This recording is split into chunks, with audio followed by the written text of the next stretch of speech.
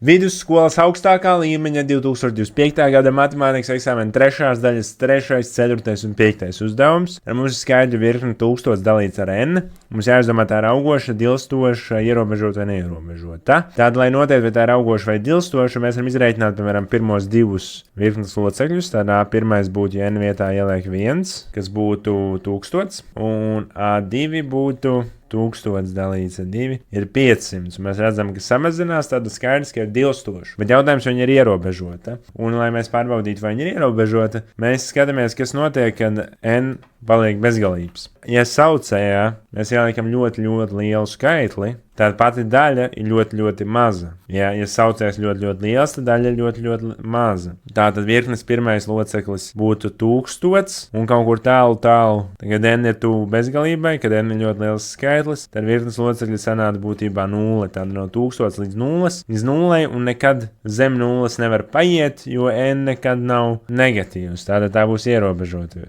Ilstoši un ierobežot. Tālāk, 4. Doto izteiksmi izsaka kā pakāpe.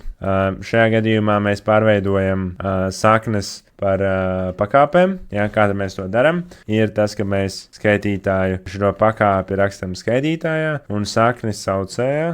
Šāda te. Un tad tas pats, ja tāda kāpinātājs mums ir 1, un sakne mums ir kvadrāta sakne. Divnieks, viena puse. Trācamies pēc pakāpju īpašībām, ja pakāpes tiek dalīts, tad mēs kāpinātājus atņemam. Šis nav augstākā līmeņa formula lapā, bet man liekas, ka arī varēja izmantot optimālo līmeņa lapu, varbūt augstākajā līmeņa eksāmenā. Tad te gan var atrast, gan kā pārveidot no saknes uz daļu, gan arī kas notiek, kad dala pakāpes. Un tad mēs dabūjam x3 ceturtās mīnus 1 puse. No vienādojuma saucējus dabūjam x3 ceturtās mīnus 2 ceturtās, un mēs dabūjam x1. Un tad inversā funkcija. Vieglākais veids, kā uzrakstīt inverso funkciju, ir samainīt x un y vietā. Tad, ja šeit ir y, šeit ir x, mēs pārrakstam to tieši tāpat, tikai x un y samainām vietām, un tagad mums ir jāizsaka y.